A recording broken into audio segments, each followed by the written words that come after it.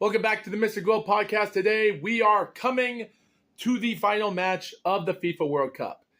As I'm recording this right now, ladies and gentlemen, we are going to report on 32 here on Wikipedia, as we got the reports here stated for Spain versus Argentina coming into the World Cup. The information states here it's been 1 hour since the game started, as they are actually going to halftime as we speak. And as we have the information here, competition has been a little bit on the slow end. Not a lot of interesting stuff has happened. Someone got yellow card coming into the end of the first half. And the craziest thing is, if Spain actually makes it to 90 minutes, and for penalties, which is possible, Spain might not win. Because you have to understand, I know a lot about Spain from the FIFA World Cup, and the one thing I know about Spain is that they're so unlucky when it comes to penalty kicks or even coming into overtime for this event. So the odds of Argentina winning this, if they go past 90 minutes, is crazy. Now, of course, I am going to end out this video maybe until they pass the 90-minute mark. But again, all we know is the score is 0-0, and with everything going on here, there's not a lot of stuff happening as we speak.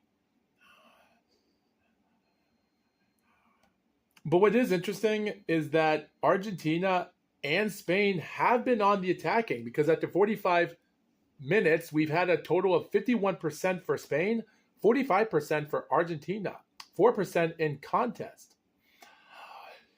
Due to the attacking formation, we have for goals attacking 0 in all assists. I can't find any information on goals or conceded or inside penalty areas or outside penalty, inside penalty areas or assists.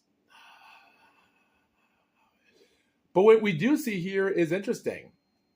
The country of Spain has 3 total attempted kicks at the goal. 2 of them were on target. 1 was off. 1 was an inside penalty, and 2 of them were outside penalty area kicks. So when it comes to discipline, again, Argentina got 1 yellow card, 0 red cards, 7 fouls against Argentina, and 9 for Argentina and 7 for Spain. 2 of them were offsides for Spain, and 1 was offside for Argentina. The distribution of passes comes to 363 for Spain and 200 for Argentina, while the passes completed are 322 for Spain and 157 for Argentina. Crosses, only 1 for Argentina and 9 for Spain. Crosses completed, negative. For set plays on corners are 2 for Spain, just for them. And as for the free kicks, well, 10 for Spain and 9 for Argentina. And for penalty scores, 0. When it comes to defending own goals, man, own goals are really a common thing. It's crazy. I got to watch videos on what own goals should be, depending on did a player accidentally score a goal on their side, or did the goalie just bounce it off of himself when a player kicked in and bounced off the goalie and then it scored as him because he tried to block it? It doesn't matter. As for forced turnovers, 12 of them for defending are Spain and 16 for Argentina. When it comes to head-to-head battles in competition, Argentina has 1 victory, and that's the only competition, which happened back in 1966 in Group 2 in Villa Park, Birmingham, when Argentina defeated Spain 2-0. So with all that being said, it's been over 60 years since these 2 teams have played against each other. So this could be an interesting moment. Spain has come out hard, and we'll see if Argentina can actually focus. Lionel Messi is coming close to his 40s, and if he plays again in 2030 and might win, he might break the record for the oldest player to ever become a World Cup champion. Since one of the players named the player from Italy that was 40 years old back in 1982 that helped their team from Italy, who was a goalkeeper, and he became a World Cup champion because of it. And then he retired a year later in 83 with a bang. I forgot his name, but again, still. So technically, Lionel Messi, if he can keep on that, he can actually prove something. As for competition-wise, this is the sports that we've been getting through. So Spain has been on the turning end here. They defeated France. They defeated the USA's team of Belgium, which waste. Portugal, nothing much to say about that game, and neither Austria. And when it comes to anything from the group side, they've had their moments. So it's not like any of this could be possible here, but when it comes to the competition that's been setting, it's pretty surprising. And also, while we're at it, we do have some interesting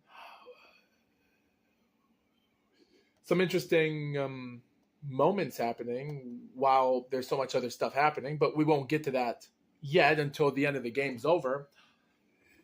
And even though it is 4:10, it's 4:11 p.m. as I'm recording this, and I'll stay with you guys for an hour just to see what updates we have.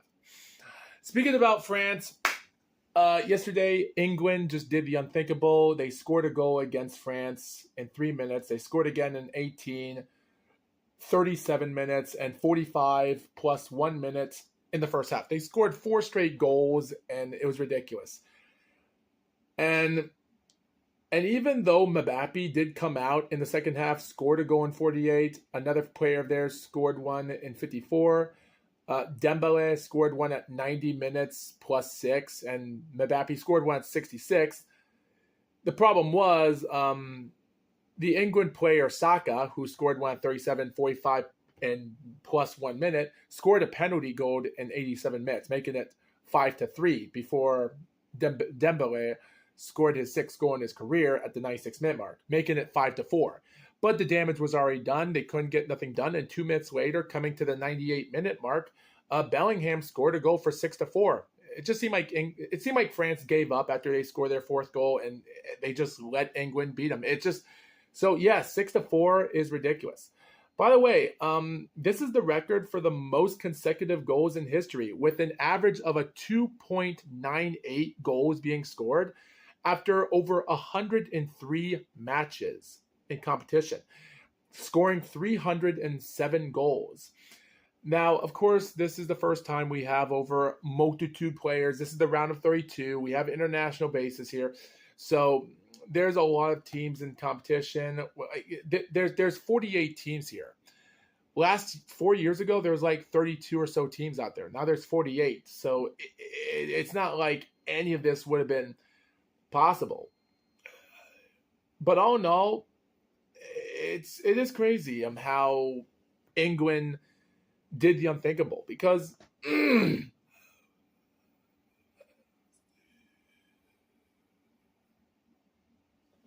just don't know I just don't know how to point it out. It's really ridiculous to see that competition bite you hard. All in all, it is crazy. Anyway, I'm done talking about that. The real reason I'm here to talk about is the time when FIFA World Cup was also in competition with another division known as the Confederation Cup. The FIFA Confederation Cup was based out sort of like a FIFA World Cup. It was an international association of a football tournament and men's national teams, similar to the FIFA World Cup, similar to they have contested for the holders of each continent from 6 of the confederations, such as the AFC, which is Asia, the CAF, which is the Confederation of Africa, and the CONCACAF Confederation, North Central America, Caribbean, blah, blah, blah. And the CONMEBOL, which is, again, a South African now base. Again, these names are crazy. Also, the OFC, Oceania Football Confederation. We know where Oceania is. And also the UEFA. I don't have to tell you that neither, which is Europe. So anyway, they were along with the current of the FIFA World Cup holders to bring the number of teams up to about 8. So the most teams can compete in competition are 8, and it actually brings in a easy confederation. So it puts in a decent amount of targets. Now, it is a legit tournament, and it gives other players a chance to make it farther to the finals than you've ever expected. Could you win? It's possible. And after looking up the information, reading here, and there's a lot of interesting information here. So for the next 1 hour until we get to the end when it's 5 o'clock, if the game is not over past the 90-minute mark, I'm just going to end the video because there's no point. All in all, the competition as follows. Now, of course, they would have to bring in 8 players, 8 teams from the countries, from each of the divisions to put out the best of the best to compete against the others. Sometimes those teams wouldn't do it every single time, but there are some greats out there. And the first one to ever do it would have to be the way you would have to compete. Because when you're competing against one of these international events, you have to go back a year later and compete somewhere else, even if you're so tired. So I think this was actually, you can call this like a tuning session. It's a tune-ups thing. It's almost like if you're playing NASCAR, like during the 2004 and 2013 season, due to the chase format, where the first 26 races don't mean nothing. So you could just run around just doing laps, not do nothing, and then lock up the final 10 races, load up the engines, and race hard to the end. So that's what it's like when you're playing in the Confederation Cup. There's not a lot of action going on. There is competitiveness, but it's mostly to relax and to take your time. And in 1992 would be the first event taken from the host in Saudi Arabia. And Saudi Arabia would host this event 3 straight times from 92 to 95 and 1997. And does it depend on what years they do it? Yeah, one time they would do it 92 to 95, which is 3 years, 95 to 97, which is 2, and they would skip it through from 99, 2001, 2003, and 2005, 2 years apart. So the first time they did from the second was 3 years apart, and then they do it 2 years, similar like the Olympic Games, where the Winter Olympic Games and the Summer Olympic Games come out 2 years apart because they got rid of that in 1992 when it used to be 4 years for both. But now they're doing it individually 2 years for winter, summer for 2 years. But however, the Confederation Cup decided to do it for 4 years. After the end of 2005, they waited 4 years in 2009, again 2013, and in 2017. Those are the only 10 events they had. But unfortunately, they were not 8 teams in competition. There were never 8 teams. 1992 and 1995 would not have 8 teams. 92 would only have 4 countries competing, and in 95 would only have 6. And then in 97 to 2017, the last 8 events would have 8 teams in competition. So what were the first 4 teams? The first 4 teams were Saudi Arabia, host, Argentina, Ivory Coast, and the United States. And how did the tournament start?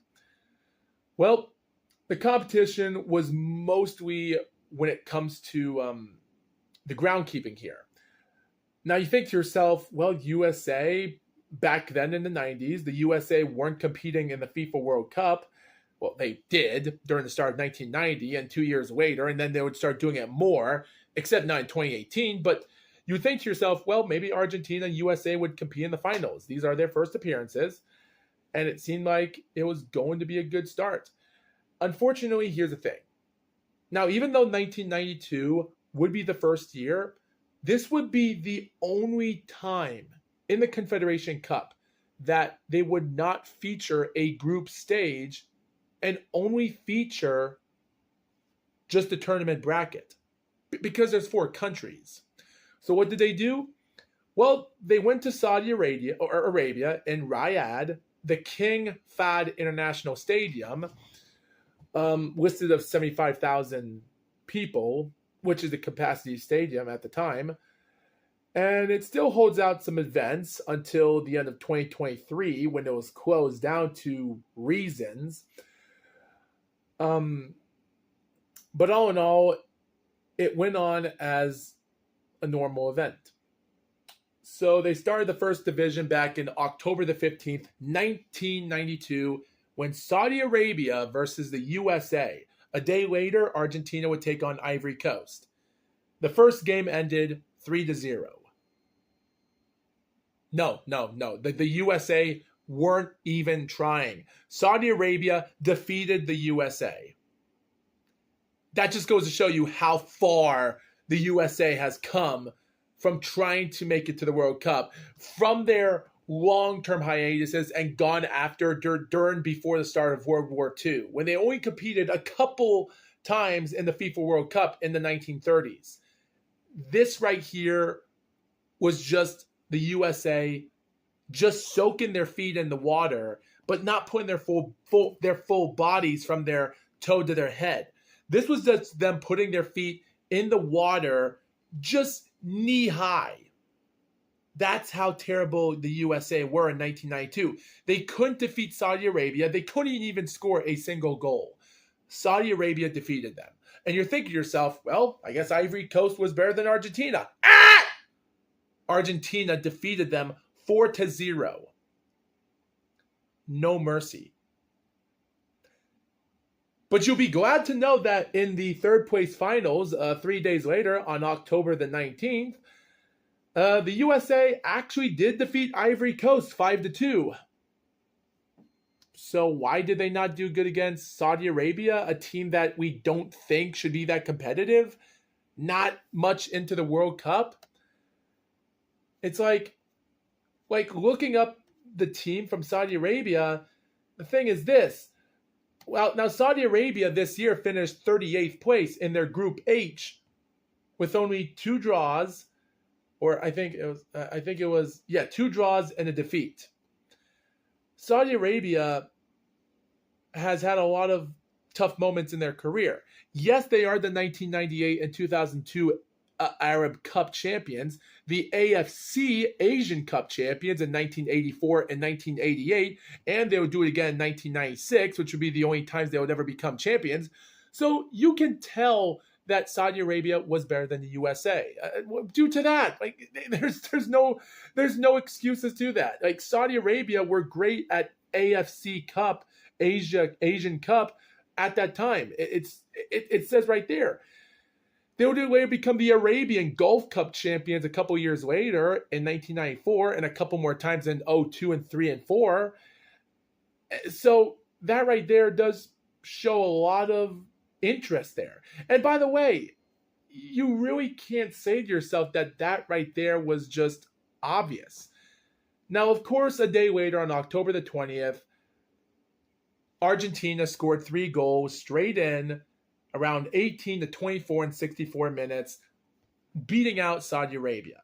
Luckily, a minute later at 65 minutes, Saudi Arabia scored a goal against them in the finals, but the game was over. The damage was done. Score was 3-1. Argentina became the first team in front of 75,000 screaming attendance watched the entirety.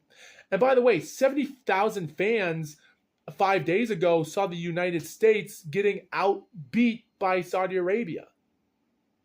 Yeah, they scored out goals from penalty goals from 48 to 74 in 84 minutes.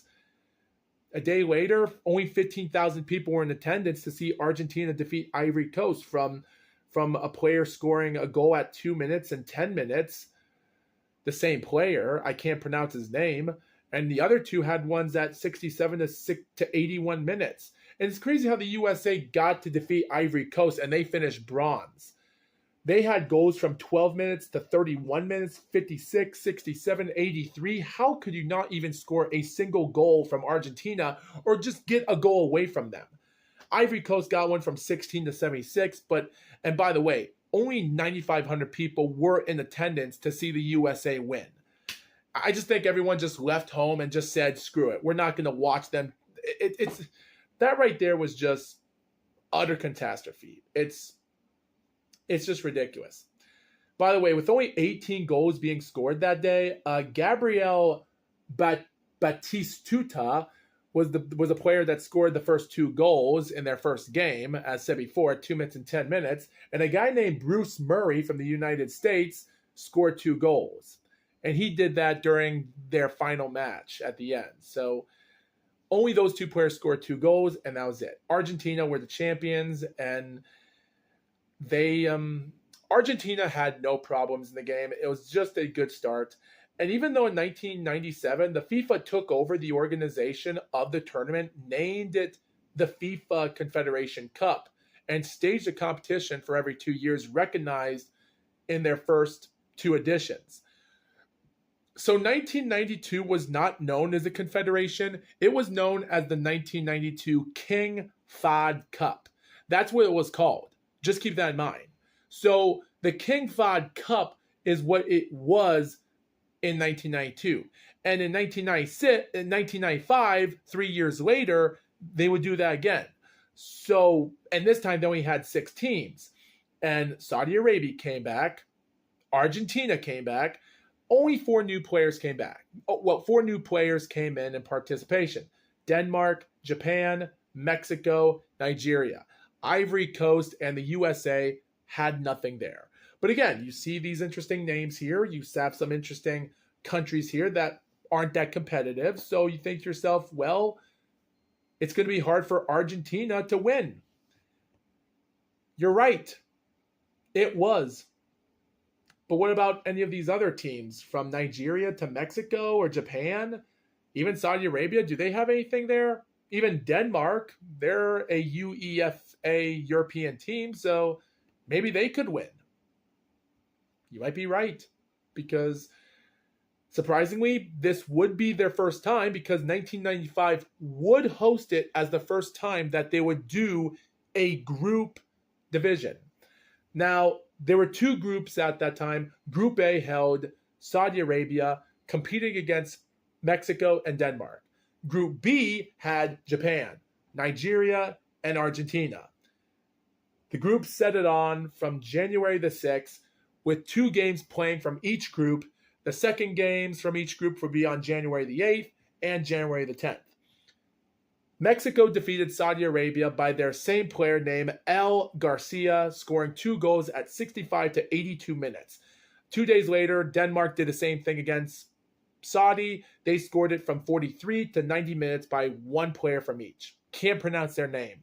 And then Mexico took on against Denmark, which was a pretty badass game. But just to let you guys know, even though the game was tied for Mexico and Denmark, they both scored a goal. El Garcia scored his 3rd goal that day. Not bad, 25 minutes. And, of course, another Denmark team scored one at 48. And guess what they did? Even though this was a group thing, they went to penalty kicks. Penalty kicks. That's ridiculous. And by the way, the entire crowd and stadium that was being held at that time, for the capacity, this one took place in the stadium, which has to be the same one. This one would held on all matches for 67,000. I don't know if this is the same stadium or not, but they were holding 25 to 10,000 and 20,000 people in attendance. So Denmark defeated out Mexico. Mexico missed out 2 penalty kicks out of 4, and all Denmark scored 4, so they got 4-2 before coming to the 5th. As for Group B, Nigeria had no problem. They scored against Japan 3-0. They scored early in their first and then got from the second half. Argentina did it worse for Japan. They scored 5 goals to 1. The problem is Argentina were scoring goals until the start of 31 minutes to 45, 47, and 54. Japan scored 1 a few minutes later at 57, but at 86 minutes, another player known as Batistuta, who scored 2 goals 3 years ago, well, he comes out scoring 2 against Japan, and that was it. And you want to know what's crazy? Nigeria and Argentina performed that night, and the match ended in a draw. but there were no penalty kicks. So I'm really confused why they were showing penalty kicks on Wikipedia that said Denmark defeated Mexico in penalty kicks, but there were no penalty kicks with Argentina and Nigeria when they tied 0-0. I don't understand that.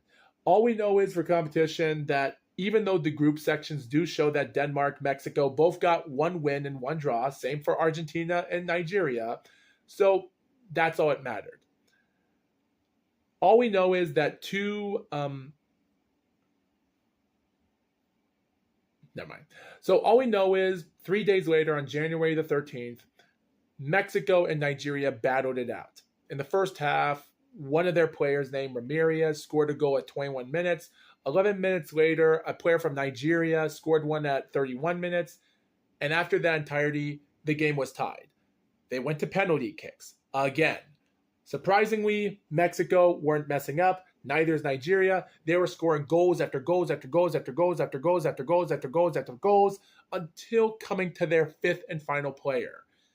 Nigeria missed out their shot. And Mexico scored their final shot on the fifth one. The fifth was the decider. And they got it with 5-4 to win bronze. And so that right there is historic. That same night, which was around the time, because at AST Standard Time, at 1800 hours, at 6 o'clock AST Standard Time, is when the game started for the third place.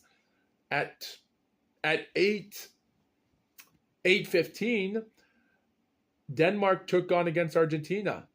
And Denmark showed no mercy. They scored a penalty goal at 8 minutes.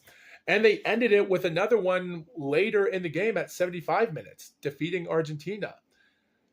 Even though they did have the win there, and they had great players such as Peter Rasmussen, who scored their last goal at the end of that tournament, 35,000 players in attendance were there in champion. And it's kind of weird because 20,000 were in the third place. So I guess players were leaving and coming. So who knows? But unfortunately, Luis Garcia, who were scoring 3 goals, had the most goals scored in their career. Unfortunately for Japan, they finished dead last in the competition with only scoring a single goal, 1-8. Even though Saudi Arabia failed to score a goal, but they got 4 goals scored against each other. So they were -4 on defrayation of goals, and Japan were -7. So, yeah, that kind of stinks. But that right there is interesting. So even though Mexico and Nigeria were both non-European and South American countries, you do got to say to yourself that it seemed pretty tough. And that would happen 2 years later when the 1997 FIFA Confederation Cup was finally named the Confederation Cup.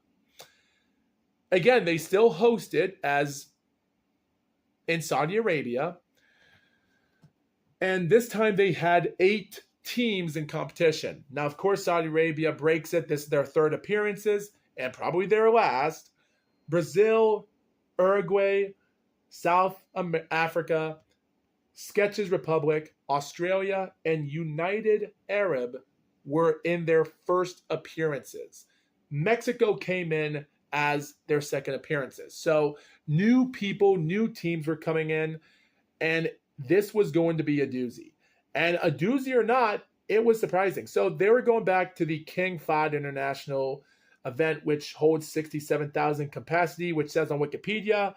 But when clicking on it, again, I do believe they did say hold 75,000. One person says it's approximately 70,200 seats by late of 2026. But again, I got to find this out. Was this one the event? Yeah, this one was closed in 2023. So I don't know. I'm still trying to find out about this. This event's really confusing me. But again, it's now called the Confederation Cup. Now we have 4 teams from Group A and 4 teams from Group B. And again, Saudi Arabia did not do so well. Unfortunately, the competition was this. When it comes to Mexico, they were performing with Saudi Arabia in that group. The problem was Australia and Brazil were the killers that day. While South Africa, United Arab Republic, and Uruguay were on Group B. So on December the 12th, the first tournament started where Brazil out-dominated Saudi Arabian 3-2. And the star player from Brazil named Romario scored out 2 goals in that match. The same day in that tournament came in, and only 80,000 people were in attendance for that first match. That's a record breaker I can ever say for the start of the first event, which is crazy. But around that same day, they shortened it to 15,000 people that were in attendance from Australia versus Mexico, where Australia defeated Mexico 3-1. Crazy. 2 days later in that group, Mexico dominated Arabia 5-0. And same day, Australia fought against Brazil, and unfortunately, they both tied. 15,000 fans were in attendance. A day later, Saudi Arabia scored a goal at 40 minutes against Australia, which was the shocking match of the day, and surprisingly, they won. Arabia won.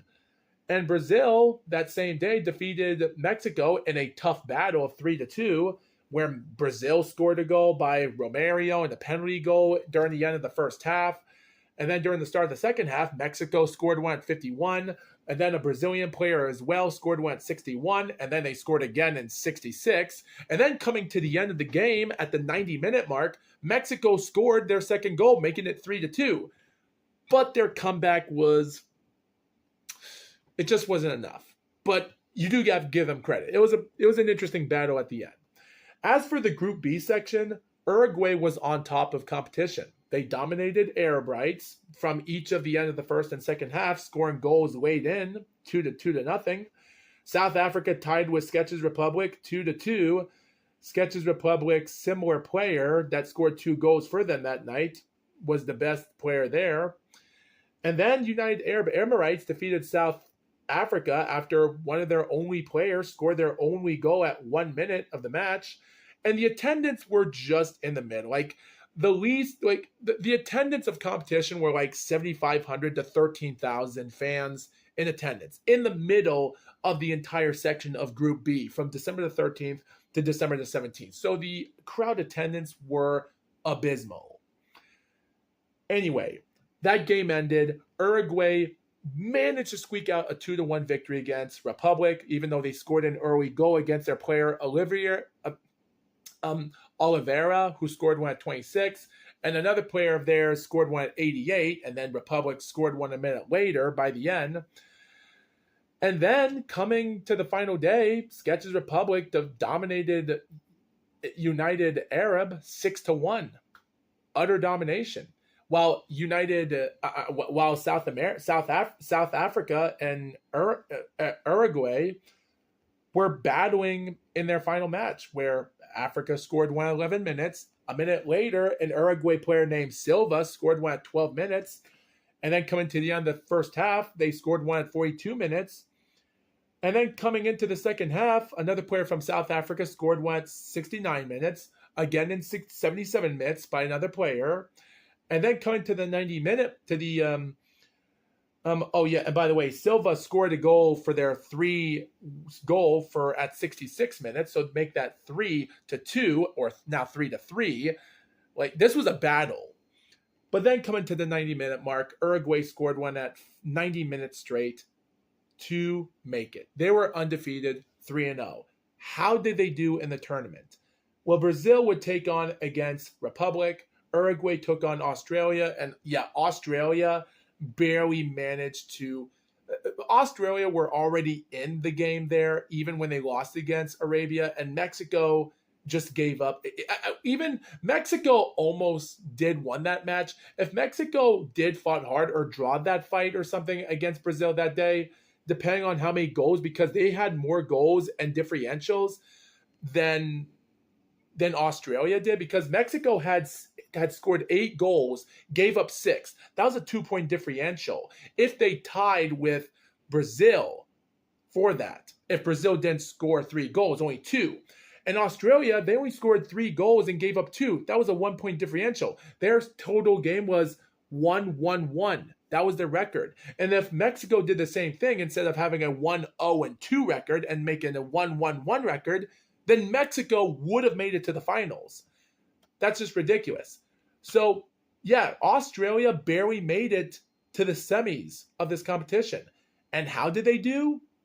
Pretty shocking, because after Brazil defeated Sketch's Republic with their star player Romario scoring one at 54 minutes, and their other star player Ronaldo scored one at 83 minutes, coming to the competition for Australia and Uruguay, they battled so hard after 90 minutes for no goal scored.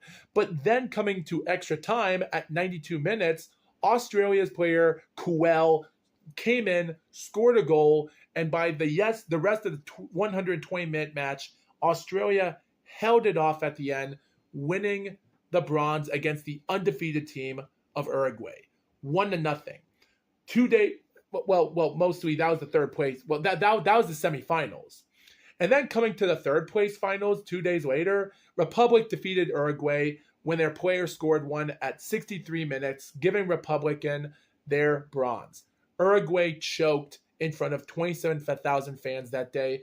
And there was the other time for the semis where 28-22, 65,000 fans were in the final match, and they saw a bloodbath. You think to yourself that Australia were going to make a historical moment. The problem is, if Australia could not handle it as much, they had to do something. But again, Australia and Brazil had a tough battle. They had 0-0. It was 0-0 during their group when they performed on December the 14th. And that was last week ago. And then they come back, they fight against each other, and guess what happened?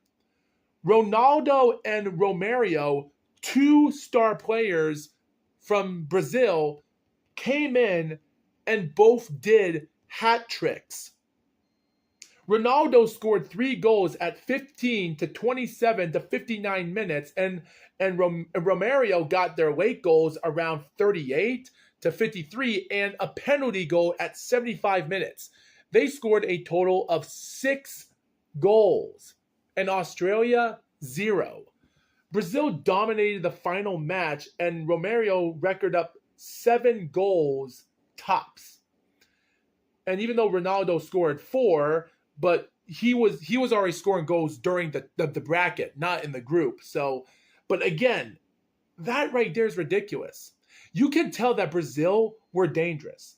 By the way, just to let people know, the FIFA Fair Play Trophy, which this was the first time at the time, South Africa was given the Fair Play Award because at least no one was dirty. They played fair, but they just weren't better than these other teams. And that right there is dangerous. So at the end of the day, this became a historical moment for years to come. And in 1999, they left Saudi Arabia and went to the beautiful country of Mexico. Mexico came in with 8 countries coming into themselves for their third appearances at this time, and with other countries coming in. The debut countries were Germany, Bolivia, Egypt, and New Zealand.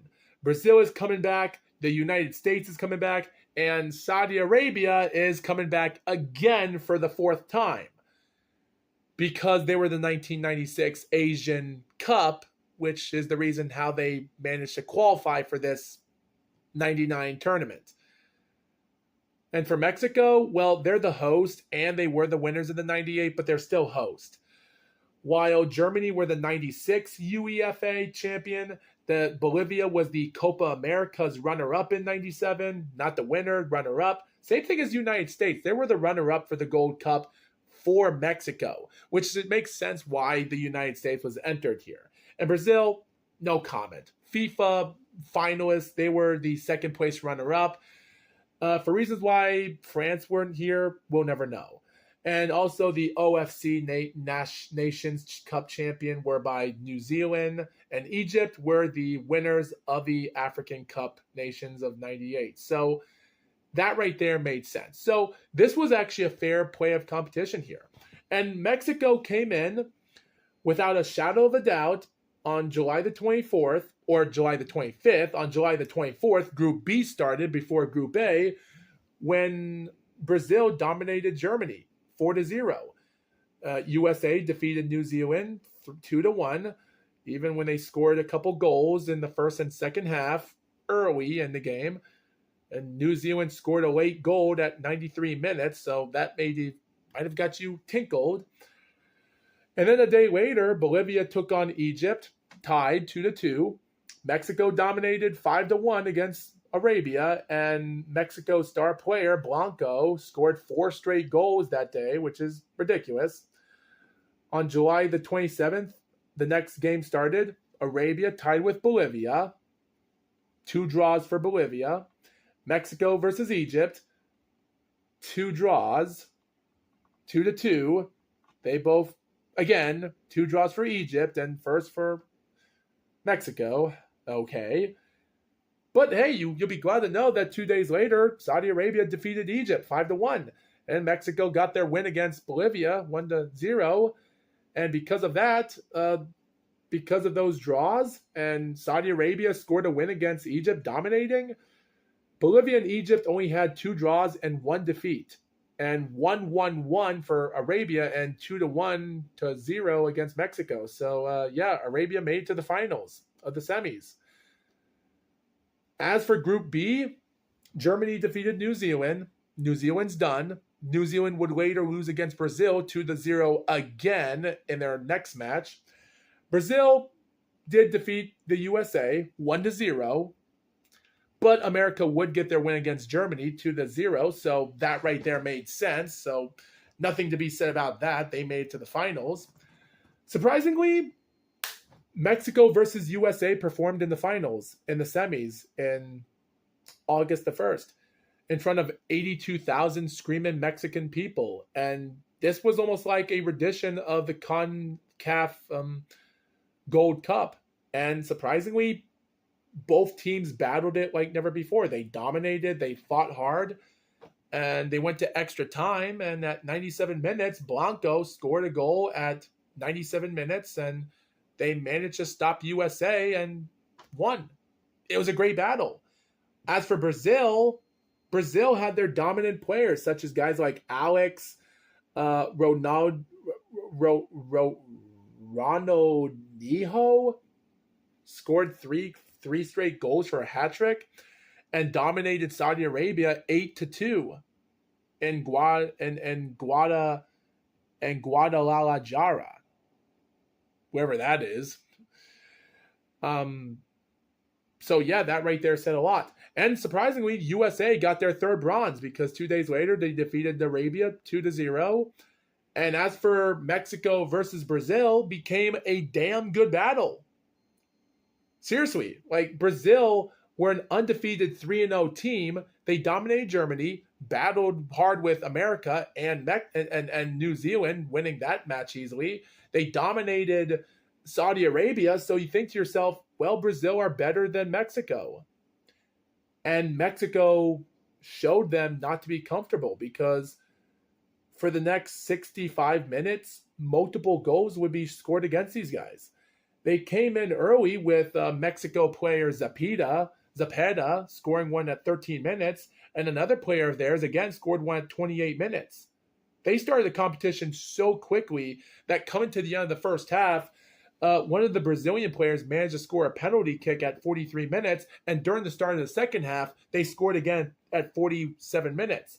But then Zapata came in at 51 minutes, scored again at 3-2, and then again at 62 minutes by a guy named Blanco, the guy that's dominating scores after scores. But then at 63 minutes, Brazil's player Z Roberto comes in with 63 minutes to score their 3rd goal. But for the next 27 minutes, they were tired. 110,000 screaming fans that night in the Aztec Estadio in Mexico City saw a crazy battle. It was a great match. Mexico fought hard. They kept it to Brazil and scored out the greatest upset. This right here has to be one of the greatest moments in FIFA history. This has to be one of the last greatest games in the 20th century. Seeing Mexico get the greatest victory against the most dominant country out there for the FIFA of all soccer teams against Brazil, that just puts a strawberry on top of a cake. This is August the 4th, 1999. They end it with a bang, and that right there is historical. Now, as for Blanco, he scored 6 goals that day in his career. Another Saudi Arabian player named Marzouk scored 6 goals, and Ronald Inho scored 6 goals. So they were all tied for the record. Again, Brazil, it does shock you how Brazil were at a 12-point differential on scoring goals, and they lost the last match, while Mexico only had a 7-goal differential. Both of those countries gave up 6 goals. Brazil scored 18. Mexico scored 13. That might be the biggest choke in history. It's crazy. So that right there is interesting. For the USA finishing bronze and Mexico first in the middle with Brazil in second, that right there is a historical situation there. It just goes to show you for how amazing it was. And it was amazing that they put out the full attendance, because a total of per match, because 60,625 people in attendance per match.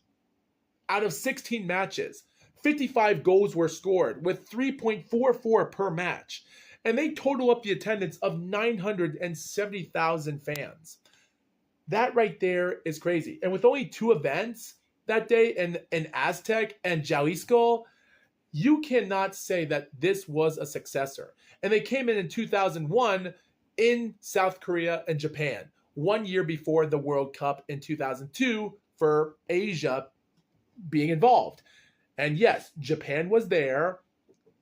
South Korea was there, their first appearance, Japan second. France in their first appearance because of their World Cup in 98.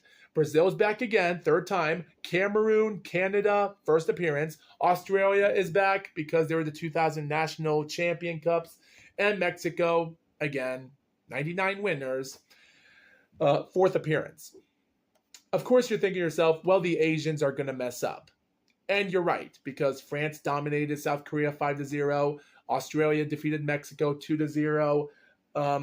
Australia also defeated France 1-0. And this is Group A, by the way. South Korea did defeat Mexico 2-1, which was pretty shocking. And they did battled hard at the end, scoring a goal at the end for each other. So, yeah. France dominated Mexico 4-0, and South Korea shockingly defeated Australia 1-0 at the end. But because France dominated South Korea 5-0, and yes, South Korea and Australia were tied 2 wins to 1 defeat against each other. Same with France. France scored 9 goals, gave up 1. That's 8 points differential. 3-1 point differential on 2 goals for Australia. While South Korea scored only 3 goals and gave up 6. Not good. So the damage was done, but at least South Korea tried. Yeah. As for Japan, well, surprisingly, even though Brazil defeated Cameroon 2-0, Japan dominated against Canada 3-0. It was even more shocking when Brazil and Canada tied in their second match. And also Cameroon couldn't find nothing good to be with Japan. So Japan defeated them 2-0 easily. 2 days later, Japan and Brazil both tied. And Cameroon defeated Canada.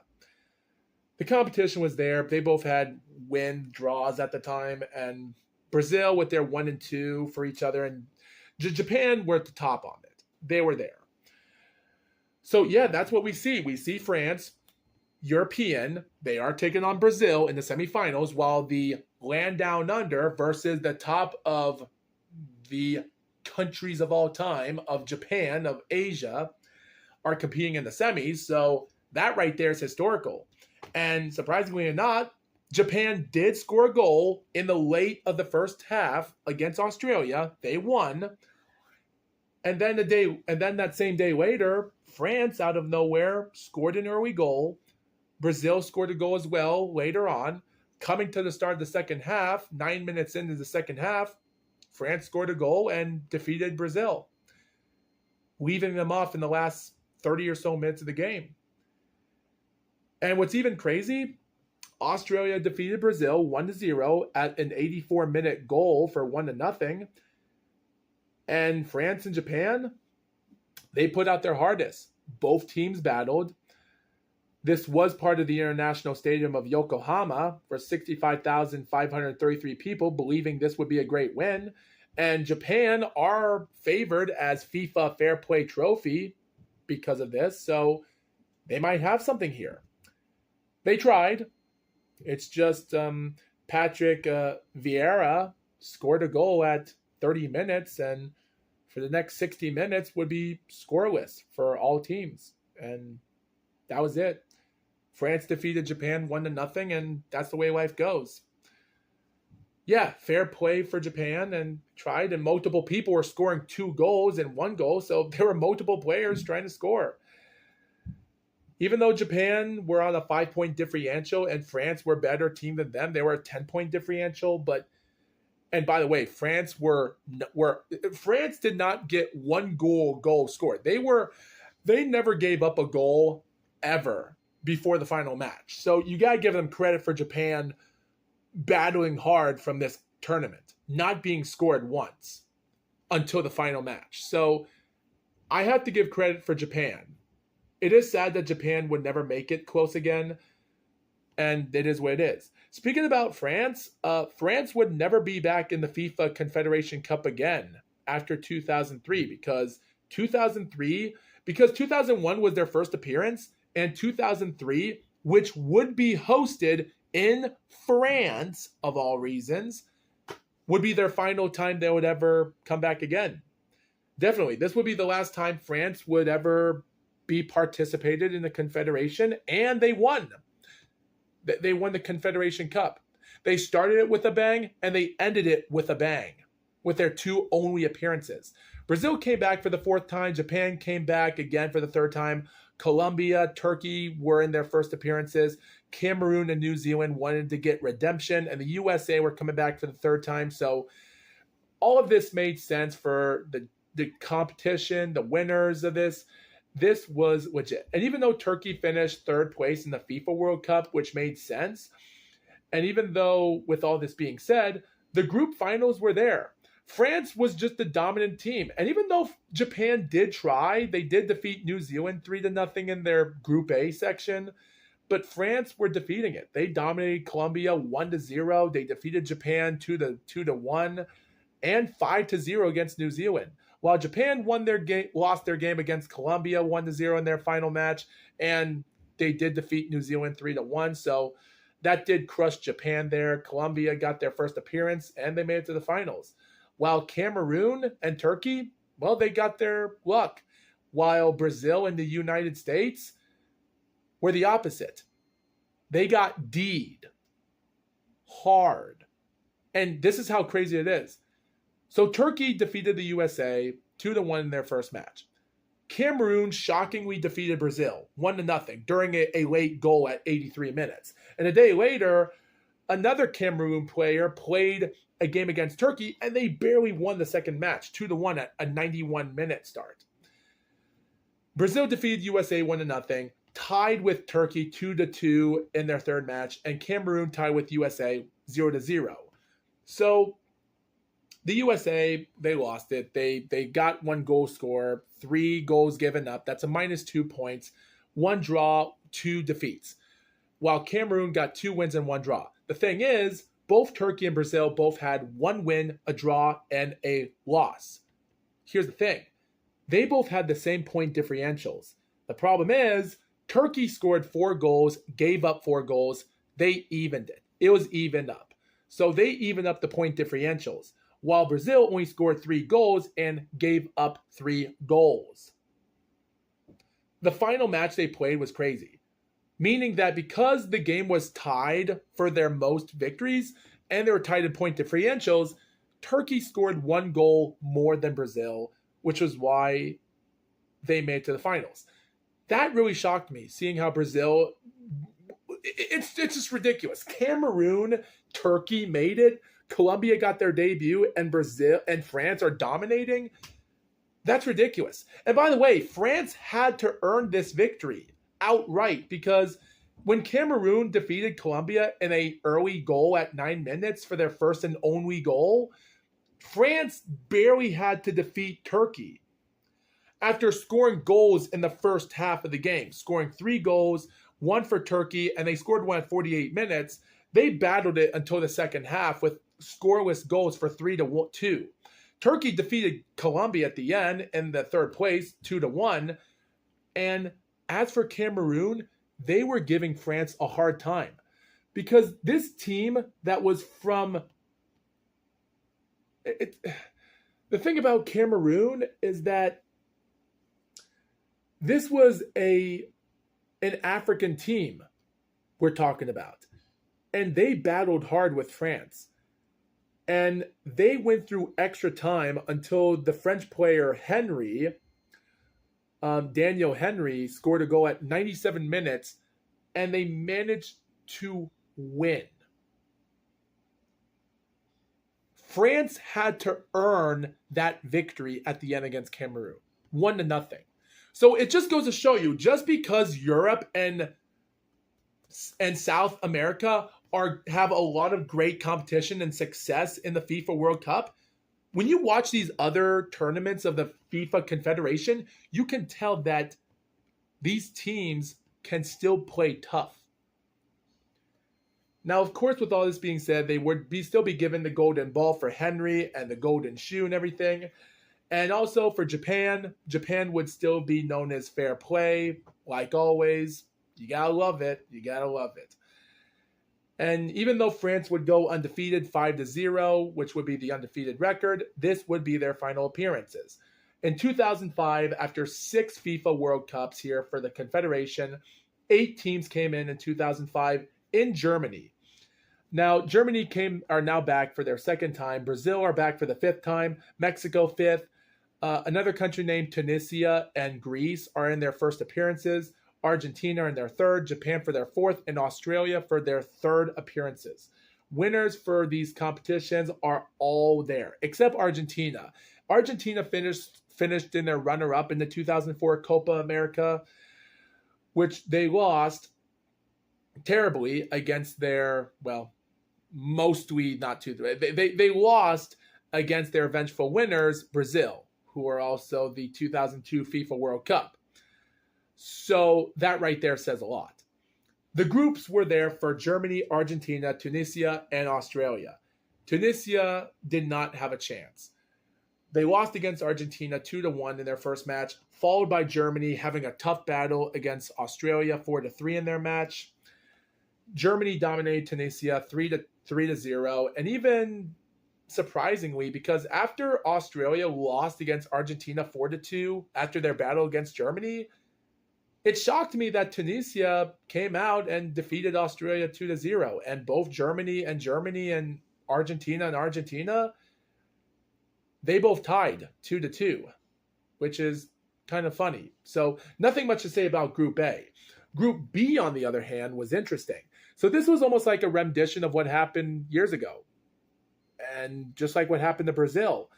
Brazil got robbed or unlucky during their other match and how they failed 2 years ago, and shockingly similar, but opposite. Because Japan lost against Mexico 2-0 and Brazil defeated Greece 3-0. Yeah. So that right there suffers. Greece would lose their second match against Japan 1-0. Mexico defeated Brazil 1-0. You clearly know what's going to happen next, right? Well, Mexico and Greece both tied 0-0. That same day, Japan and Brazil tied 2-2. Greece failed. Mexico were 2-1-0, and both Brazil and Japan were 1-1-1. Luckily, because of that, Japan did tie for the point differentials of 4 goals and 4 goals given up. Brazil scored 5 goals, and they lost 3 goals against. So that differentiated of 2 points, which is how they made it to the finals. At least Japan tried. As for that Brazil did try their best to make it? Well, surprisingly, they did. Brazil barely squeaked out a tough win against Germany, scoring some early goals in the first half, scoring 2-2. Their player, Adriano, who scored the goal early in the match, scored one at 76 minutes to give their team to the finals 3-2, while Argentina and Mexico were battling hard. They scored 0 goals after 90 minutes, but then during the extra time, their Mexico player, Salcido, scored a goal at 104 minutes of overtime. 6 minutes later, an Argentina player named Lucho, scored one at 110 minutes, and they tied it. And they went to penalty kicks. And luckily, they were scoring goal after goal after goal. The goalies weren't even doing a good job. After scoring 5 goals for both, they both went to more extra penalty kicks until Mexico missed their shot at number 6 and Argentina scored at number 6 to squeak out a tough battle to make it to the finals. So that right there was crazy. Both of the greatest South African players were battling against each other, while Germany had to earn their victory against Mexico because Mexico weren't giving up after tying the game 3-3, and they went to overtime until Germans player Ballack scored a goal at 97 minutes to give their win 4-3. So that right there says a lot. And then before you know it, that's about that same day, only this time in Frankfurt, Vlad Stadium, Brazil dominated Argentina 4-1 after scoring 4 goals in a row. Argentina scored one later, but it didn't matter. Brazil dominated the game. Their star player, Adriano, a great, great player in the world of soccer, did the best and became star. Oh, and by the way, Greece was also awarded as fair play, even though they finished 7th place, one behind a 1-point differential against Australia. Crazy. But you want to know what's even more crazier? In 2009, 4 years later, live in South Africa, the USA came back for their 4th time. Same with South Africa, 2nd appearance. Iraq, Spain are in their 1st appearance as well, with Italy as well, 1st appearance because they're the 2006 World Cup champions. USA, 4th appearance. Brazil in their 6th appearance. Egypt are back for their 2nd. And New Zealand in their 3rd. So that right there says that this might be an easy competition for some teams out there. And maybe so. But when I look at this, I do think to myself, there's no way. There's no way that America, we're going to do anything good. But you want to know what's crazy? What's actually crazy about the history about this is that I looked up the USA and the aftermath of this tournament, and I found something interesting. Okay, well, let's just get to the group. So Spain defeated New Zealand, Iraq, and South Africa from scores of 5-0, 1-0, 2-0. And South Africa, well, they had a draw against Iraq 0-0, and again, didn't matter. They defeated New Zealand 2-0, and again, Iraq tied with New Zealand 0-0. That doesn't matter. Africa had 1-1-1, so they were favored to be in there, so it didn't matter. Iraq, New Zealand were gone. But in Group B, we're different. So Brazil defeated Egypt 4-3. Italy defeated USA 3-1. And then Brazil defeated USA 3-0 in their next game, and Egypt defeated Italy 1-0. So that right there was crazy. But here's the thing that's crazy. So Brazil defeated Italy 3-0. So both Spain and Brazil are undefeated. So we might think they're going to be in the finals. Great game, right? Here's the craziest part. The United States defeated Egypt 3-0, which means that Egypt, Italy, and USA tied 1 win and 2 defeats. The problem is Egypt only scored 4 goals and gave up 7. That's minus 3 points. Italy scored 3, gave up 5, 2 points, minus. Same with USA. They gave up 6 goals. They scored 4 goals, and there was a minus 2-point differential. And Brazil, they were over a plus 7 point because they scored 10 and gave up 3. But my point is this. That right there solidified craziness because the USA, that win they did against Egypt gave them luck. Because even though USA scored 4 goals, same with Egypt, but they got a minus 3-point differential, and USA were a 2-point minus differential. Egypt, unfortunately, scored 3 goals, and again, minus 2-point differential. That right there is crazy. Again, when you talk about the goal difference of differentials, it's crazy. So consider they were both tied for 3 points in the 3-way tie in Group B is pretty ridiculous. And seeing how USA managed to barely score 3 goals and hold them off is crazy. And it's even more crazy that the USA player Atidor and Dempsey scored 2 goals around 27 to 74 minutes against Spain. And that right there is ridiculous of how Spain didn't do nothing. And Brazil barely scored a goal against South Africa of an underdog moment at 88 minutes. And of course, Spain and South Africa battled in extra time, and they did surprisingly well in the final minutes of competition, but Spain still won 3-2. But here's something interesting I looked up. When I clicked on the 2009 Confederation Cup finals, this is something interesting. So the competition was surprising. At 10 minutes of competition, player Quint Dempsey scored a goal at 10 minutes.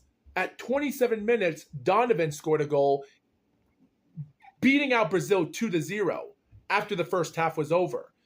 What happened later would have to be the biggest choke in the history of the USA soccer of all time. They had star player Luis Fabiano, who would become the Golden Shoe and the Silver Ball award winner that day, and Brazil would be credited as FIFA Fair Play Trophy, of all people, scored a goal at 46 to 74 minutes. And at the end of the day, Lucio scored a goal at 84 minutes to defeat the USA. They were losing by 2, and they came back at the end to defeat USA 3-2. But if that wasn't bad enough, the aftermath was crazy. Now, even though it was really shocking to see that USA choked the biggest of their entire life, it states here that on the summary of the aftermath after this was over, when the United States were already on the cusping turn due to post-match and failure, the craziest thing was about this. Now, even though the USA broadcast the match on ESPN was watched by an audience of 3.9 million people, the largest figure for a non-World Cup fixture was the network among the largest ever for the U.S. men's national team. And the United States returned home to compete in the 2009 CONCACAF Gold Cup. And that was taking place on July the 3rd to July the 26th. Yeah, July 3rd to July 26th. This final match happened on June the 28th, just a few days before the tournament of their 2009 Gold Cup. And it began in less than a week. And it was granted the roster, and it was so bad that they came back prevent on player fatigue. The roster had problems. There were only 4 members of it at the time, and they came out in advance to the Cup finals against Mexico, where they lost 5-0. Yeah, Mexico defeated the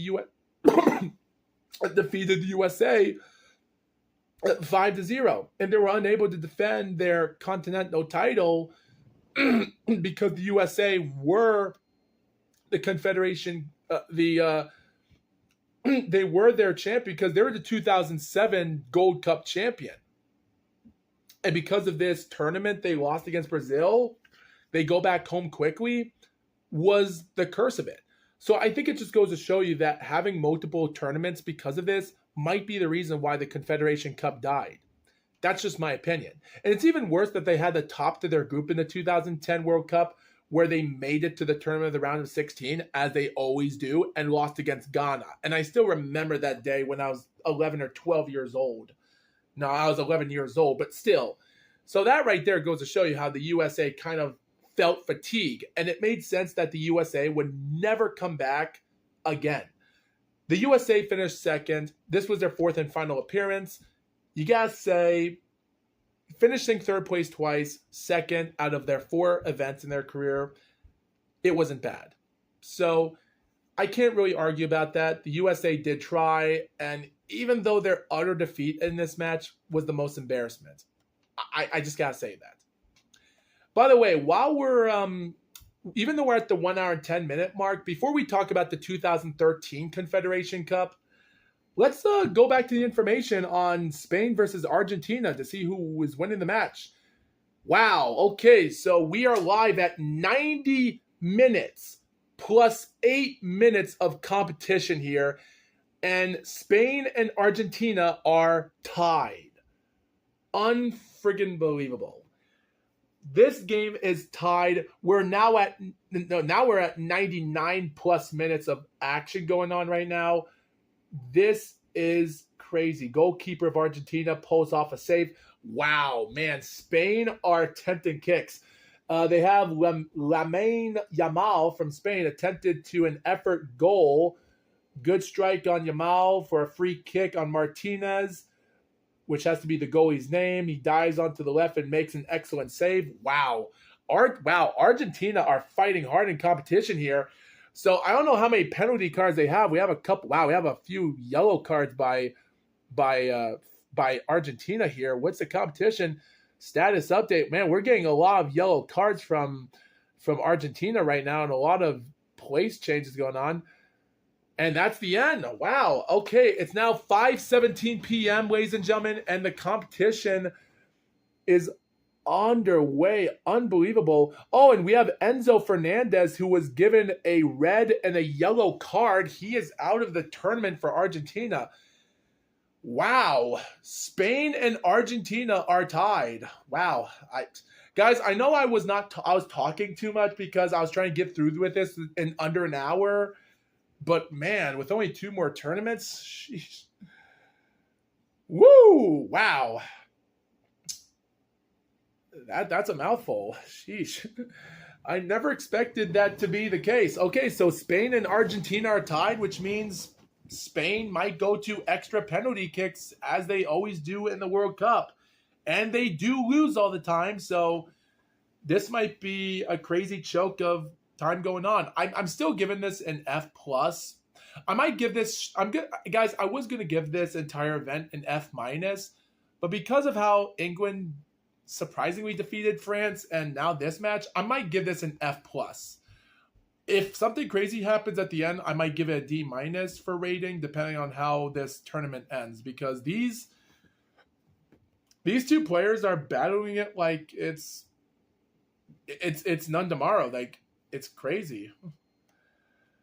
Woo, let's look up the stats here and see what's going on right now. The competition is over. They're going to a 120-minute game here for 30 more minutes. Yeah, again, man, okay, so Spain is on the possession of 53% and 42% for Argentina. That right there says a lot. Wow. Wow. So, ladies and gentlemen, this has to be one of the craziest things I've ever seen in my life. After 99 minutes, okay, even though I haven't been watching the game right now, this is ridiculous. For the attempt at goals, 0, all 0 for Argentina. Argentina has not come close from making it to any attempt for goals. I thought France versus Morocco was the worst because Morocco wasn't trying just a little bit. But this is embarrassing. I might almost good job for Argentina for fighting hard, but this is ridiculous. So Spain, after 99 minutes for the plus 9 minutes of the 90-minute mark, we have Spain attempt to shoot 15 They attempted 15 attempts on goal. 10 of them were on target. 3 of them were off target. 5 of them were inside the penalty area, and 9 of them were outside. When it comes to discipline, 5 yellow cards for Argentina and a +1 because 5 yellow cards for Argentina, and one of those 5 got a red card. Fouls against them were 19 for Argentina and 13 for Spain. 2 offside for Spain and 1 for Argentina. As for distribution, we have, I'm just going to assume that's, 666 passes for Argentina there. Not a good number to talk about. 353 for Argentina for passes. For passes completed, 597. I do like that number. 281 for Argentina. 18 on crosses from Spain and 3 for the other. While for crosses completed are 1-0 for Spain. So, yeah. That right there is pretty surprising. As for set plays, we only had 9 corner shots for Spain, 1 for Argentina. When it comes to free kicks, 20 for Argentina, 15 for Argentina, and 20 for Spain. Penalty scores, none. When it comes to defending, forced turnovers are 26 for Argentina and 21 for Spain. Own goals, 0. This is a shocker. Like, I will say this, though. This has to be a really surprising game because I never expected something like this can go down like that. Like, the tournament should be over. And by the way, it's now 5:22 p.m. right now, and we're now at the 91-minute mark. You know what? I'm gonna start talking about the last of these Confederation Cup before it's over because something crazy might happen because we're at 1 hour and 17 minutes of this podcast and it might end, so we'll see what happens. Wow. Okay, so let's go back to the Confederation Cup. The 9th Confederation Cup would happen 4 years later in 2013, where Brazil would break the record for their 4th title. This would be their 4th title, their 7th appearance. Spain would make it to their 2nd, Japan in their 5th, Mexico 6th because their 2011 Gold Cup. Uruguay were the winners of 2011, their 2nd appearance, and also Italy and Nigeria are back for their 2nd. Long time ago. Another country named Tahiti were in their 1st appearance. Maybe Japan should play against them in that tournament, right? Maybe they're in the group. Nope. Japan are taking on 2 countries that are dangerous than them. Brazil dominated Japan 3-0. Italy battled hard with Japan on 4-3, and Mexico defeated them 2-1. Japan were done. As for Mexico, they lost against Italy 2-1 and Brazil 2-0. And that was it. 1-2 for them. And as for Italy, well, they lost against Brazil 4-2, but that right there says a lot. So, what a catastrophe for Japan there. As for the country of Tahiti, they had 3 defeats. 6-1 on Nigeria, 10-0 against Spain, a dominant performance, and 8-0 against Uruguay. Nigeria, what did they do in their 2nd match? After their win against Tahiti, they lost against Uruguay 2-1, even when Uruguay lost against Spain 2-1 in their 1st match, and Spain defeated Nigeria 3-0. So yeah, the tournament bracket all perfect, nothing there. Tahiti breaks the record for the widest margin of negative 23-point differential. They only scored 1 goal and gave up 24. That right there is crazy. So, and surprisingly, this would be their first time we would ever have to see an undefeated versus undefeated match. Brazil defeated Uruguay 2-1, hard to fight with. Spain and Italy tied 0-0 after extra time for 120 minutes, which might happen again right now. We might see. And Italy did battle hard against Spain. They scored goals after 6 penalty kicks, but then in their 7th penalty kick, Italy missed, Spain scored and won 7-6 on penalty kicks. So, bravo. By the way, guys, just to let you guys know, penalty kicks, when it comes to penalty kicks, the competition could still end in a draw for that team. So, because a lot of the FIFA World Cups do end with players that have an undefeated record, they were 3-0 when they were in the tournament, but when they were in the bracket tournament, if there's a tie for extra time, or they actually, after the overtime is over and they go to penalty kicks, the game is a draw. So Spain ended that game in a draw before penalty kicks. So, yeah, if Spain defeats Brazil, they would only have a record of 4 wins, 1 draw, and that would be it. And Brazil would get 4 wins and 1 loss.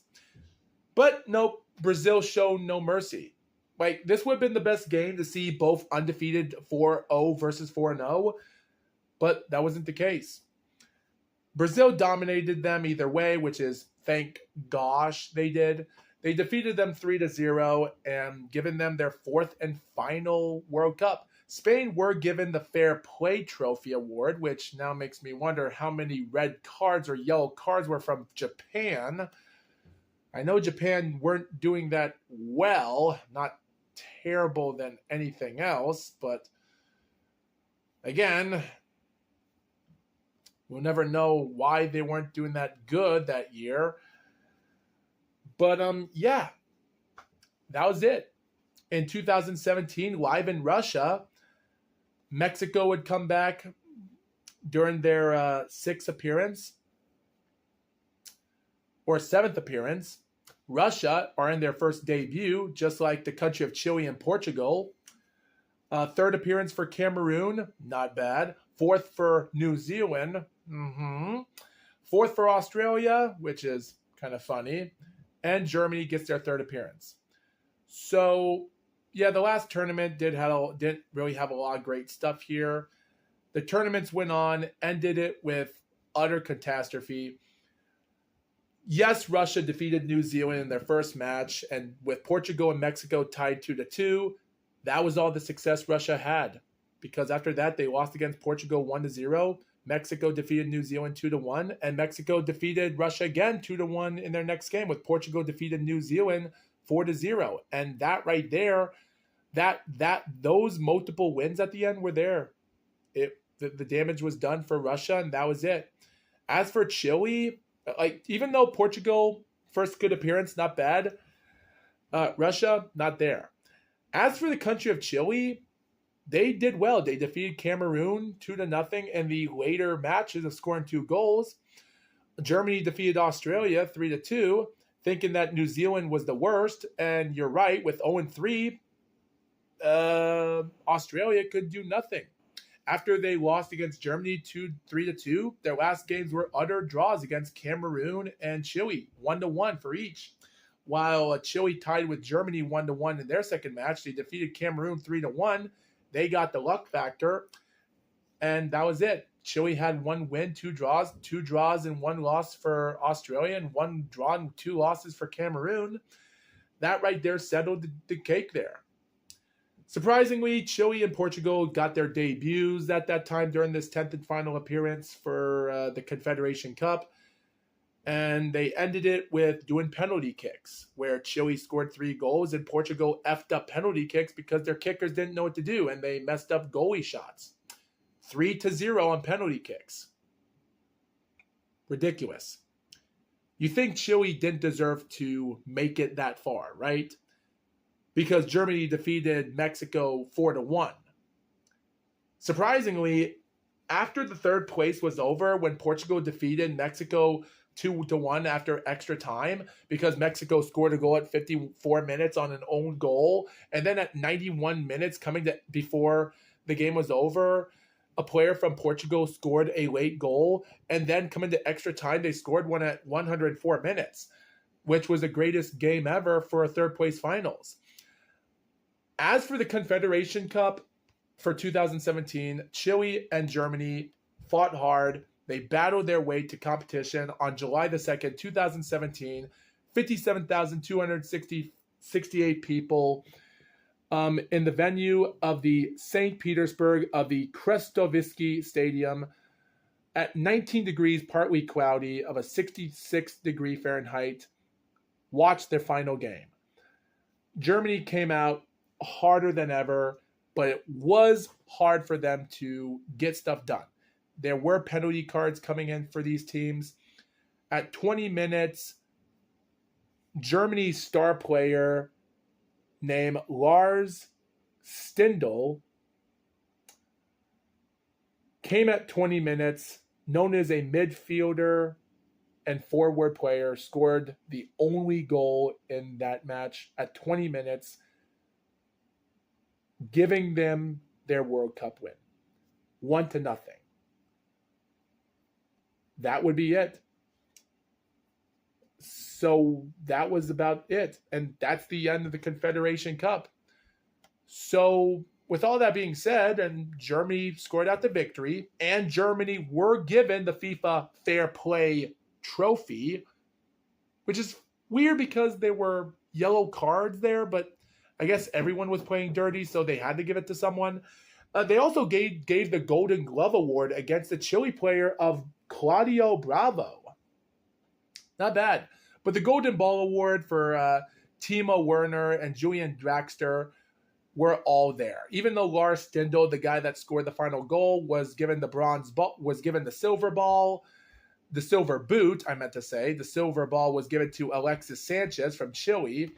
Everything else for it was just all history. But yeah, that right there is done for. It's kind of crazy that 3 of these German players of Timo Werner, Lars Stindl, and Leon Goretzka scored 3 goals in the entirety of that whole 16-match tournament.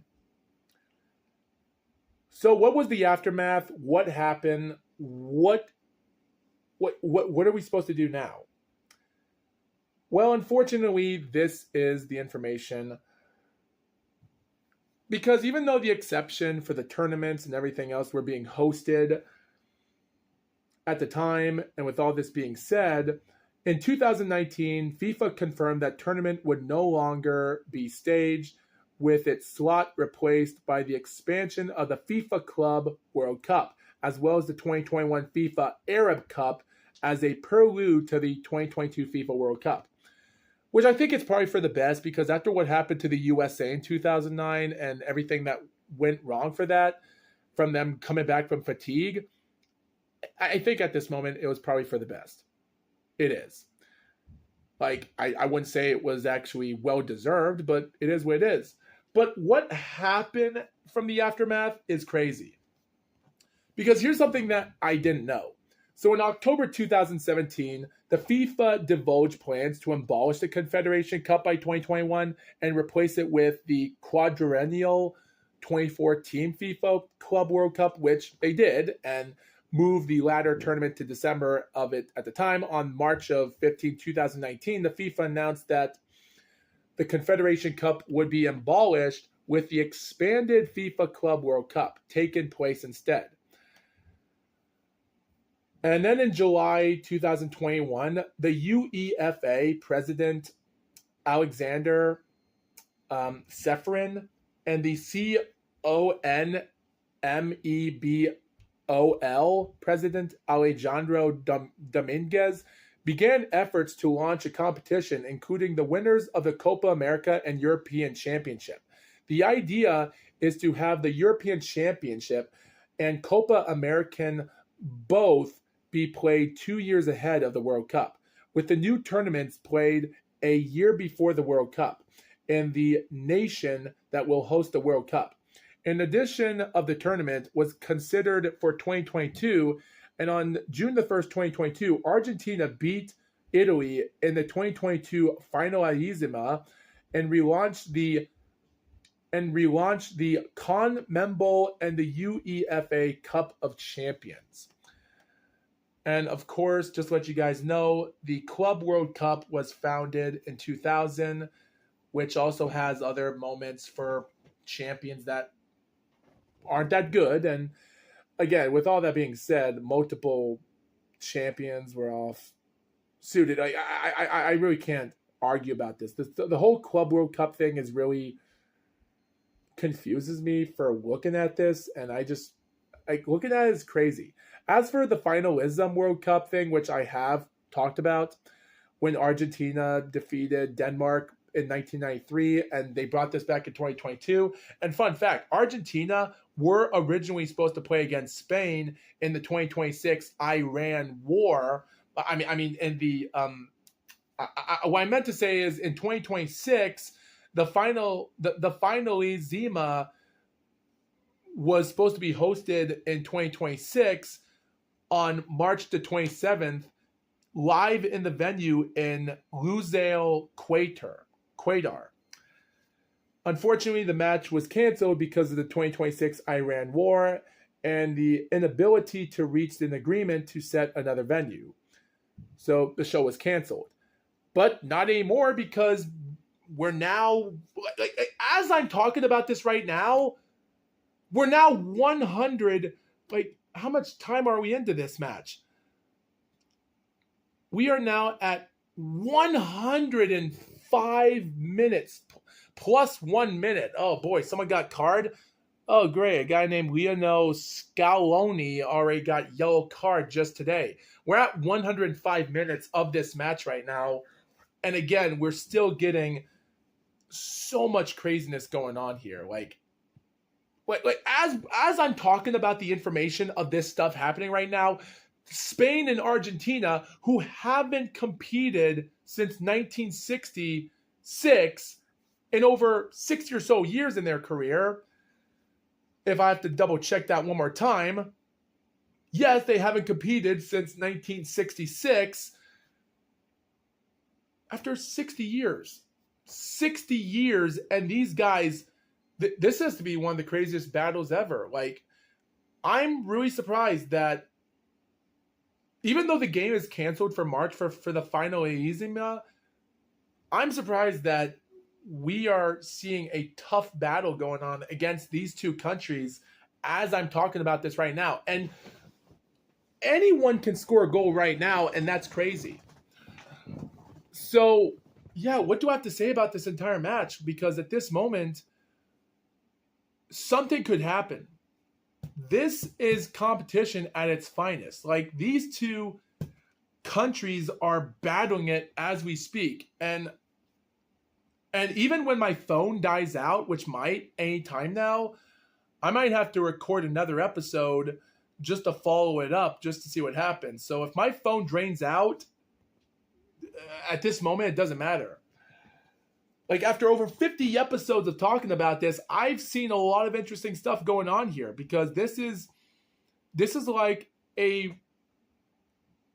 it's just so crazy, because I want to believe how ridiculous this is, and now we have a 100 plus 2 minutes. Did someone get yellow card again? What happened? I think we just got plus 2 minutes right now. Did someone get yellow card again? How many times are we getting yellow card by Argentina right now?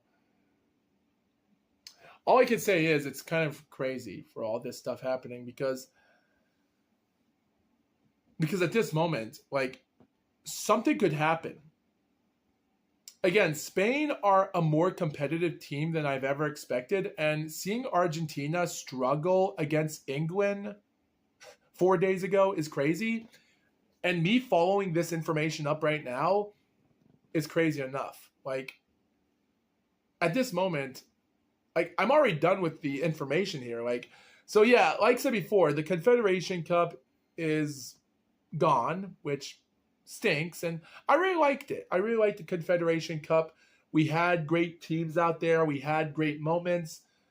Even though Mexico is the only country from North America to become a champion in 99. Germany, Denmark, France became champions in Europe. Argentina and Brazil, the only champions in South America. France are undefeated, 2-0, undefeated in the Confederation Cup. At this moment, it really does surprise me.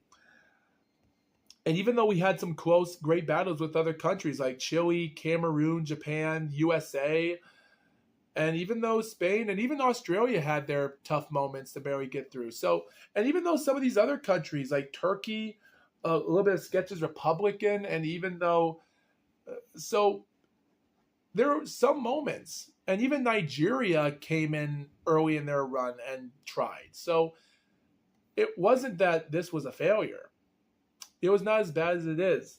And by the way, when you look up the record for the overall goals of all time, for the goal scores in the single tournament, it still gives it to Romario in 97. You still have Ronald Inho, who scores 9 straight goals in his entire overall for his career, tied with Blanca from Mexico, who has 9 goals scored. So that right there is a record pleaser for those two guys from their countries, and they performed their best in this Confederation Cup. And that's the beauty of it. They show themselves. And even the award winners for fair play, I would still have to give it to Japan. Japan did the best. Brazil was given fair play twice, tied with New Zealand in 99 and in 2009. South Africa was the first one in 97. Greece in 2005, as I said before. Spain in 2013 and Germany in 2017. So there's a lot to it. And the Golden Glove Award was never a thing until 2005 with Oswaldo Sanchez was given that win, and Tim Howard from the USA was given that one in 2009. In 2013, Julio Cesar was the one that was given that glove as well. So, yeah, this is a really surprising feature of just amazing success. Like, these players have put out amazements when it comes to it. And we are given an extra time first half. Time first half. Huh. Weird. That's interesting. Extra time halftime? Okay. I don't know what happened here. Like, pass on the 105-minute mark when someone was given a yellow card, so be curious. I don't know. Is the match still going on? Like, they still have like 15 or so minutes. And again, we have 19 attempts on goal for Spain, and 11 of them are on target. Again, I don't know. We're getting a lot of oh, hey, look, passes for distribution. 775 for Spain. Sheesh. At least it was better than a few minutes ago. We're close to almost a 777. And they got 702 on passes completed. So, yeah, this is surprising. Like, oh, Spain scored a goal in 106 minutes! Unbelievable. Wait, who was the scoring guy? Who scored it? Who scored the goal? Who scored the goal? Wait, who scored the goal? Who scored the goal? Score on goal for number 6. 106. Who was the person that scored the goal? Who scored the goal at number 6? Ferran Torres from the country of Spain scored their goal against Argentina at 106 minutes. What an unbelievable tournament going on here. What in an unbelievable circumstances. Like, dude, I thought Morocco and France was the worst match of all time, but this one is the ridiculous of stupidity. Where is Lionel Messi? Wait, I want to find where Lionel Messi is. Where's Lionel Messi? Okay, Lionel Messi is a captain. He's the attacker, but what is he doing? Okay, is there a reason why Lionel Messi is not doing nothing in this entire game right now? What is he doing that's... I'm really confused. I don't know why Lionel Messi is not doing nothing here, but here's something interesting. Because the Women's FIFA World Cup in 2022-23 became champions in the FIFA Women's World Cup, this right here could solidify history for Spain as well if they win this. This is it. They have a chance. We're at 107 minutes right now. This right here is crazy. I don't know what to say. These players are performing like never before. Like, I want to say this is probably a surprising game here, even though I'm not watching it as much, but this is crazy. This is pretty crazy. Wow. Dude, this is unbelievable. Like, competition at its finest, man. You just... Like, take this for what you will right now. Like, the country of Spain might have failed 13 years ago against Brazil in the 2013 Confederation Cup and their 2010 champion, and also the 2019, 64, 2008, 2012, and 2024 European Championship. They defeat Argentina. The 3-0 record of this, like, Argentina is undefeated. Like, here's the thing. Argentina are undefeated, 7-0 in this game, and they are not doing squat with their undefeated record, and this is ridiculous. Like, keep this in mind. Spain made their international success against Denmark back in 1920 on August the 28th. Like, that right there is huge legitimacy. Like, this right here is studying up to become a great match of competition here. Like, seriously.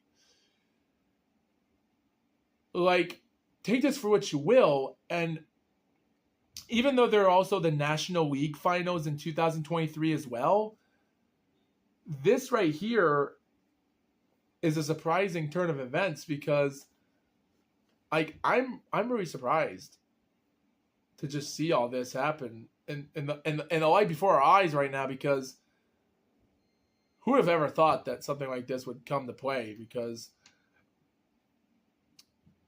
I wasn't never expecting something this ridiculous to happen, because with all the craziness going on in the world, and after what Portugal did to Spain last year ago in the National League, this right here,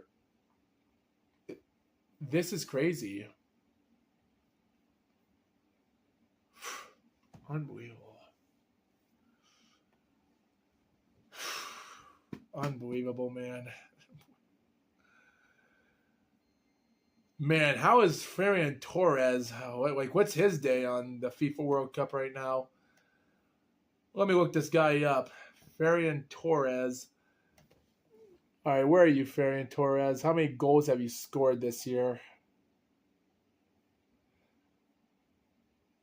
Ferran Torres has scored 0 goals until now. Ferran Torres has not done a lot of crazy squat in this entire tournament. And even though I'm trying to find his name on Wikipedia, he is player number 7 as a forward. Well, I guess that number 7 on the back of his shirt really does mean good luck, because this 26-year-old player from Barcelona just made history. He might not be much of a player, but man, he sure made a historical moment. He might have not had any like Ferran Torres. If you're watching this while the game is over, what a boss! Like, even though you haven't had a lot of success right now, but this moment right here is something not to be forgotten, because this is the craziest thing ever. Like, I'm 27 years old and I wish I could do success. And you know what? And even though he has scored goals since 2020 during the international career, and he has had some moments in his run, so I really can't say it was that much of a failure run, but it does surprise me that he is he's doing pretty well for what he's doing, which is surprising. Like, dang. So anyway, with all this being said, still trying to find out what will happen here, because we're only 8 minutes away right now, and we're almost, wow, I can't believe I'm at the 2-hour mark almost. Almost at 2 hours, yeah. 1 hour and 44 minutes. Sheesh. That's crazy. Crazy game.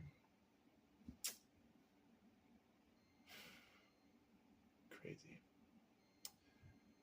By the way, while we're at it, I just found something interesting on BoxRec right now, on Box Live. Huh.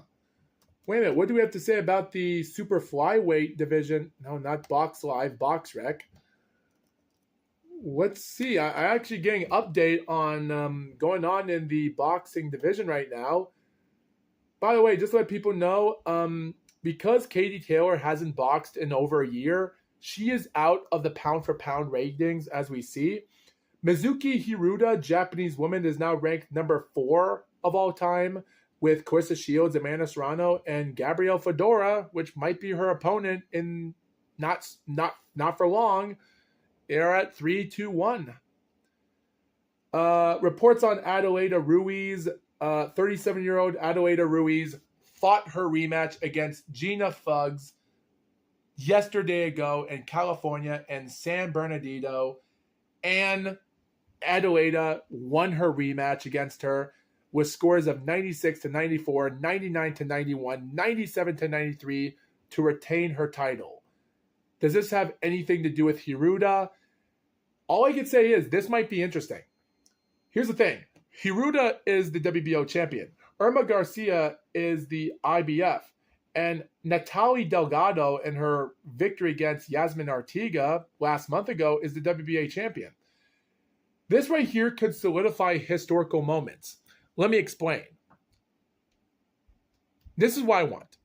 If Gabrielle Fedora is going to make it to the super flyweight, she's going to have to fight these other fighters off. If you want to make big money, she has to fight one of these other champions before taking on Mizuki Hiruta. If Hiruta does take on one of the other championship fighters and retains and unifies the title easily, then Gabriella, if she does win against Delgado, which is easy, and definitely maybe Irma Garcia and Adelaida Ruiz, because these girls are not onto their primes anymore. Like Irma Garcia, 45 years old. Yeah, great knockout win in April. Adelaida, 37 years old. Not much there, but great win. Natalie Delgado, 31 years old. But with a 21-7-2 record from the country of Panama. Luck, still. So Mizuki has to fight one of these girls on. And Fedora might have to fight on anyone else to get those other titles. So there's no way. Fight them in 2027.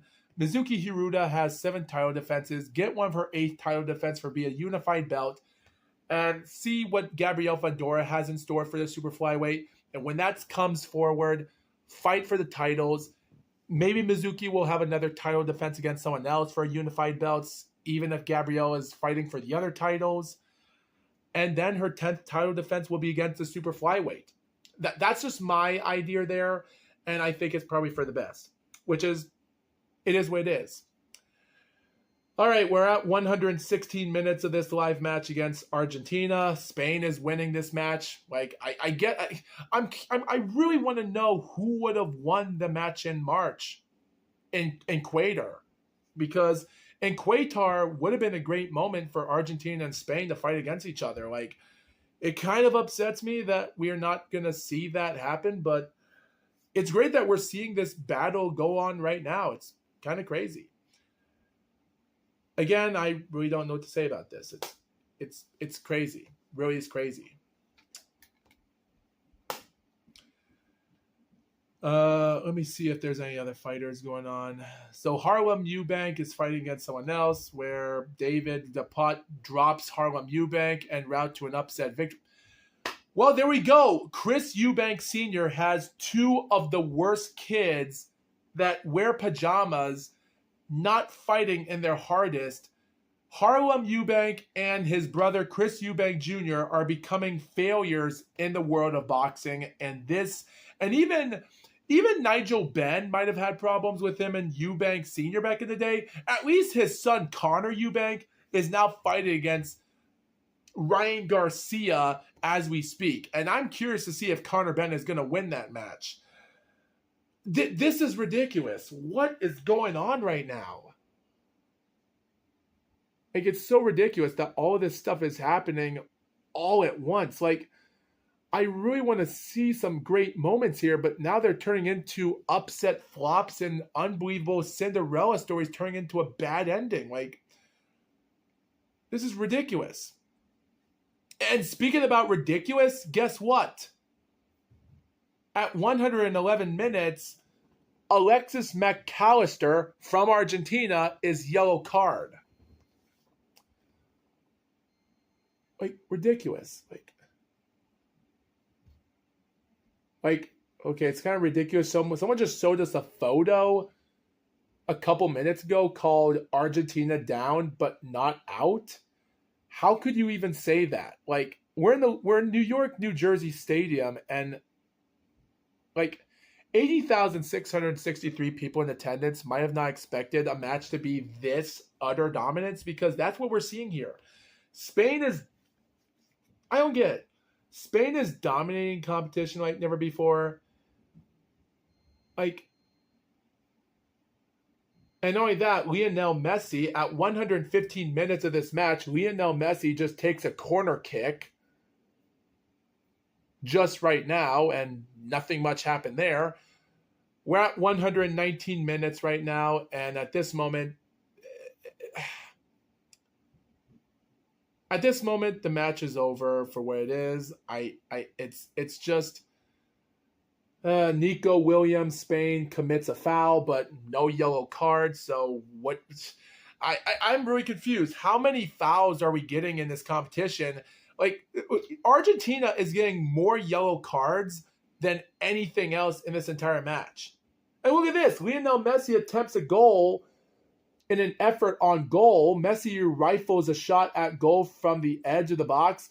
Marino bravely gets in the way of it, and it hits him square in the head, like Scott Sterling.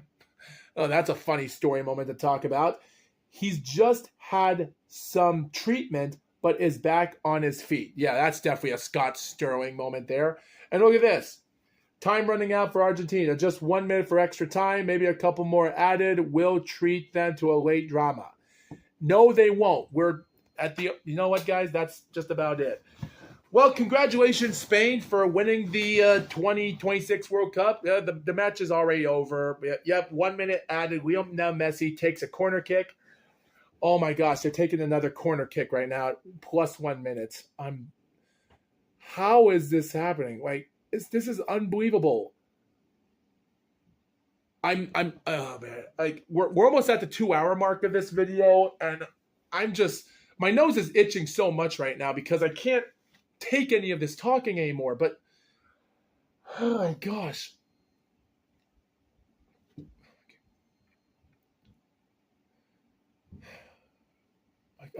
Okay, when the match says it's over on FIFA.com, I'm just going to end this episode because I'm done. Lionel Messi from Argentina takes a corner kick. Guillermo Simon attempts an effort on goal at 120 plus 2 minutes.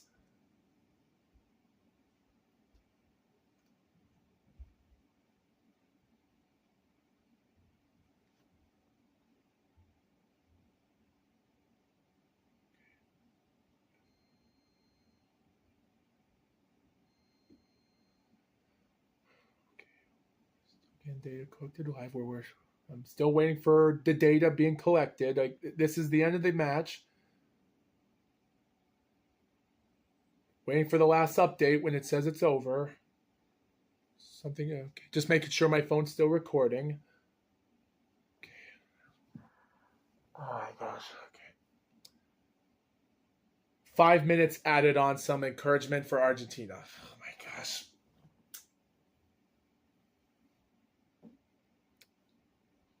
5 minutes.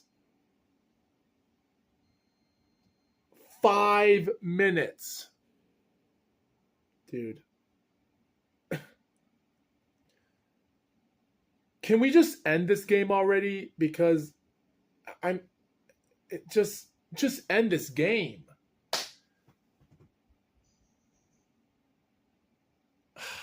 I'm just...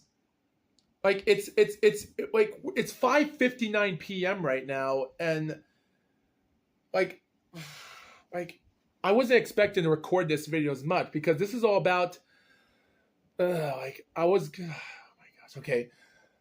Fouls from Nicholas Tagliafico, commits a foul at 120 plus 3 minutes. Doesn't matter.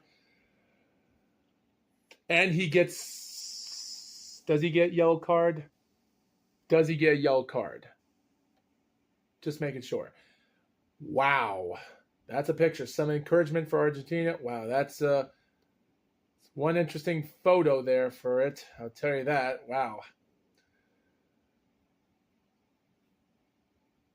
So, all right. Okay, what does it say? Big chances for a leveler opponent. A messy corner eventually lands at Simon's feet. He's leaning back, though, and skis his shot over the bar. Well, can't say much about that. Eric Garcia commits a foul, but no yellow card. No yellow card. Like, depends on what type of yellow card you're going to give them if it's a red card. Nicola, oh, wait, do we have other reports here? Trying to get something here. Nicholas, okay, still a foul there. I'm trying to find out. We're at 120 plus 4 minutes. Okay, so still foul. Still foul. The game is over. The game has to be over. It has to be over. This is the most ridiculous episode I've ever recorded, because I don't record videos of watching boxing videos live because this video I'm recording is pre-taped, so something should happen. Mark Cucurella commits a foul from Spain at 120 plus 5 minutes. Okay, another foul. I guess they're doing that on purpose to waste time. Again, I can't say much about that. Extra time. 120 plus 6 minutes. Spain on some. The referee blows for the end of the second period of extra time. Live at 120 plus 6 minutes. End extra time, second half. Is that it? Is that the end of the game? Please tell me that's the end of the game. Full time?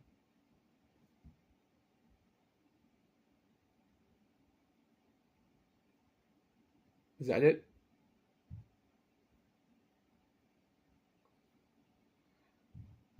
Well, I'm going to refresh it just for a second.